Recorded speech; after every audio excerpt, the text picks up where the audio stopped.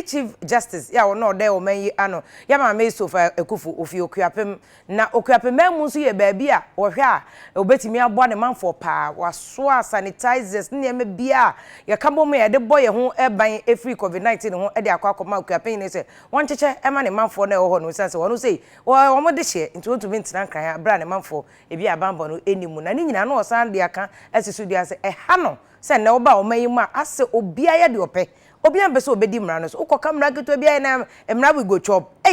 na wa ni mra so ade empa na obeye e ma me se obia mfa mra ni nya adwuma se to de den a mra na beje wo won akọ aburichiri memu a won so on akotua sa akansi ne so ho enu ntime na wokan on aye amane ne amamre agina tum amane nkonwadin nana ansa oye abranhene oba abeboa Akuapem hene ama impuntu aba Akuapem memu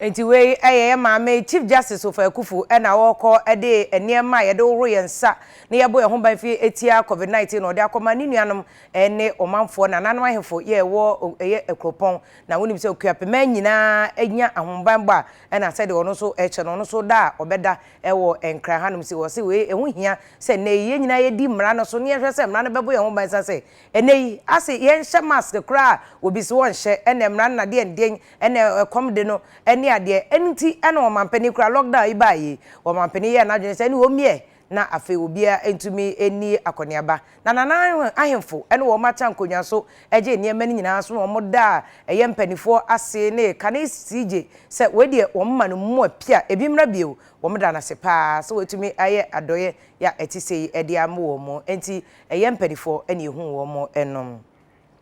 yemfri Akuapem na afi